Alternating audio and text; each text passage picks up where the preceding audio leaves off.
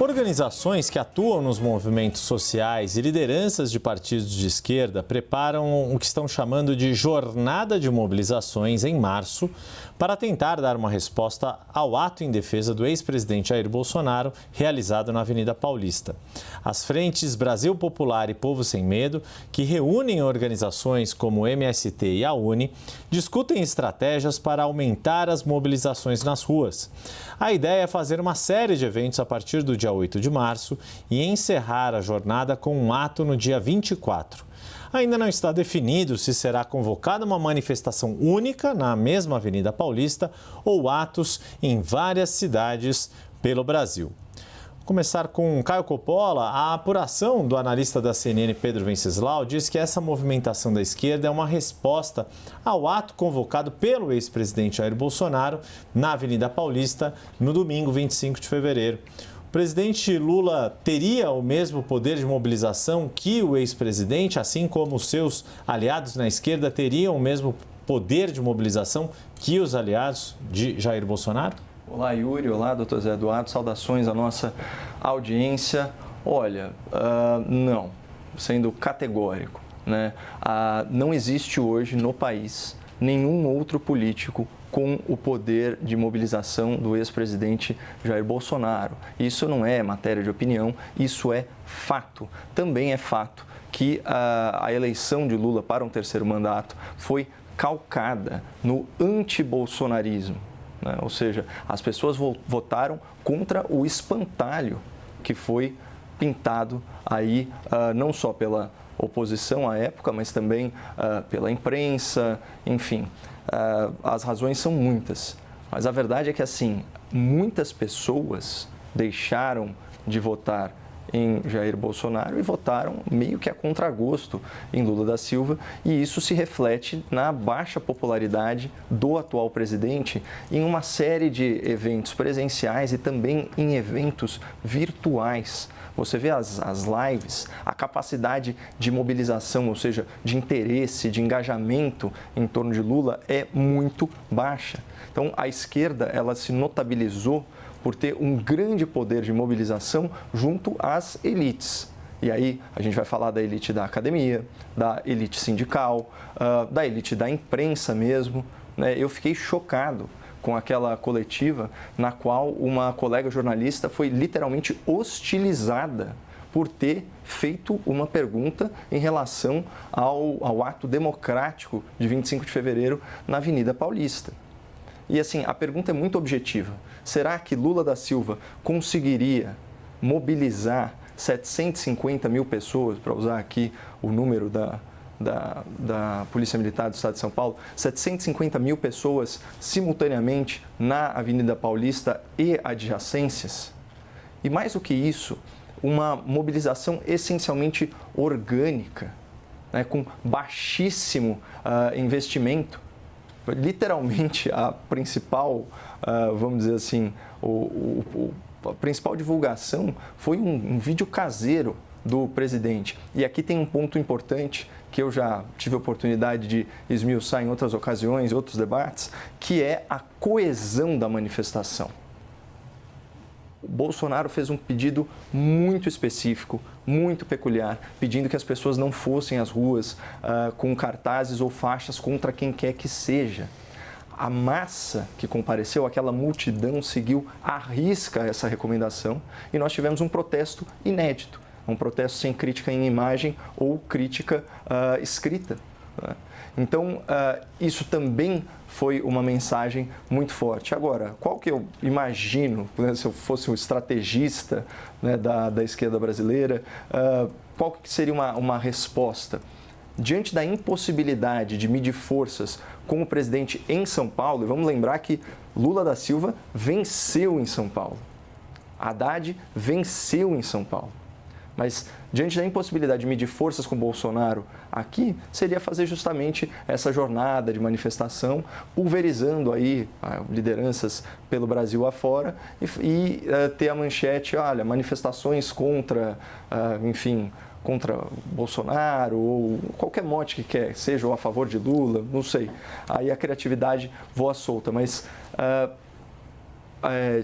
estiveram presentes em tantas capitais ou em tantas cidades. Eu acho que essa seria uma resposta midiática a contento, mas de verdade não dá nem para comparar o poder de mobilização, porque você tem uma figura política que consegue mover as pessoas em direção a uma causa. E qual que é a causa hoje do que se chama na imprensa de bolsonarismo? É fácil.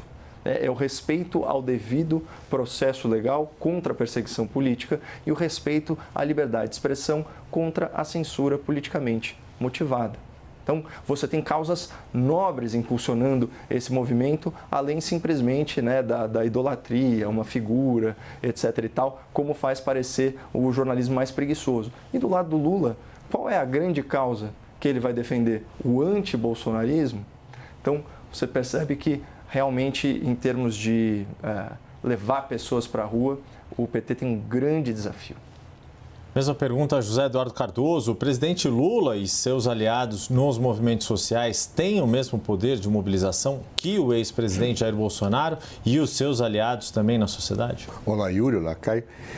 Na verdade, vamos ter claro, as eleições anteriores tiveram dois tipos de votos que ficam polarizados, porque o sistema de 2 turnos é assim. Houve votos que já no primeiro turno haviam votado no Lula, houve votos que no primeiro turno haviam votado em Bolsonaro, outros migraram votando no Bolsonaro anti-Lula e no Lula anti-Bolsonaro. Ganhou o Lula, que encarnava naquele momento uma defesa da democracia, que é a sua principal bandeira. A pergunta é, o que faz com que as pessoas se mobilizem? Há vários componentes, mas talvez os principais sejam líderes e mensagens, bandeiras. Quando você tem uma situação de certa estabilização, você tende a ter menos mobilização para defender o que já está posto. Quando você começa a perder situação, espaços ou ter ameaças, aí você passa a ter mais mobilização. Imagine, por exemplo, que Jair Bolsonaro tivesse consumado o golpe no dia 8 de janeiro e desenvolvido situações em que o Lula não pudesse chegar ao Palácio do Planalto. Nós não teríamos 750 mil pessoas, teríamos 10 milhões de pessoas nas ruas defendendo a democracia, não necessariamente o Lula, alguns o Lula, mas a democracia. Aquilo seria um elemento mobilizador.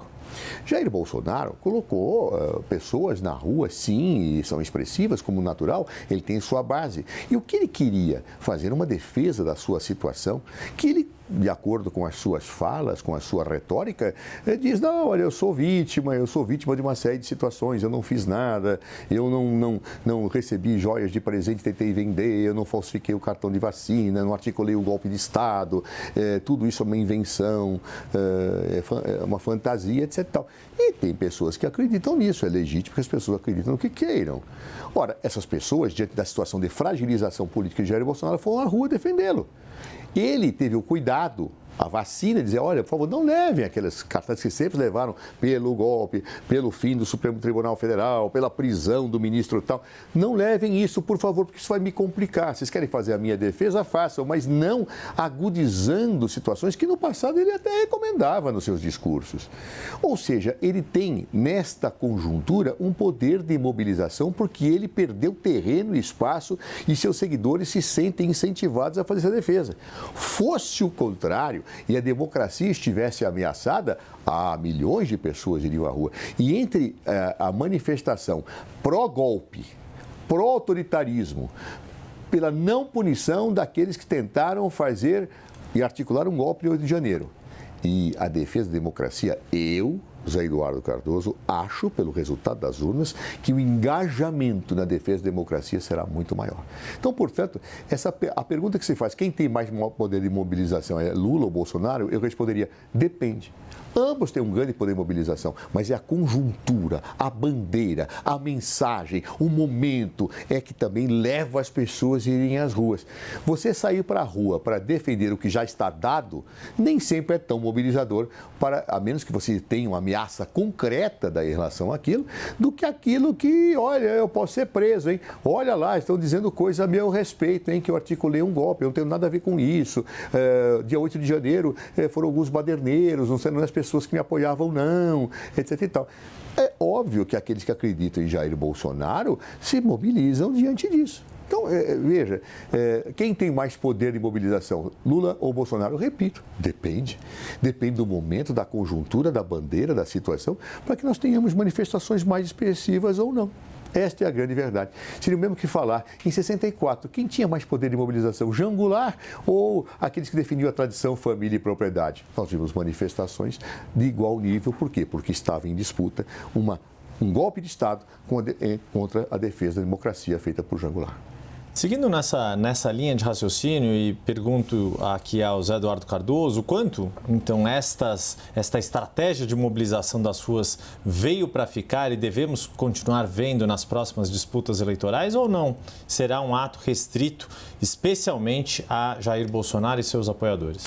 Não sei. Eu acho que um dado da realidade é que a direita e a extrema-direita, particularmente a extrema-direita, opera muito melhor as redes sociais do que os setores democráticos da esquerda. Isso, para mim, é um dado da realidade. As esquerdas ainda estão paradas um pouco na época do mimeógrafo, que não sei se vocês sabem o que é isso, e dos jornaizinhos que você distribuía naqueles mimeógrafos impressos a álcool, né? Isso não pode acontecer. Ou seja, você tem que ter os meios modernos para se comunicar com as pessoas, mas sem fake news, sem intolerância, sem a afirmação do ódio nas redes, etc.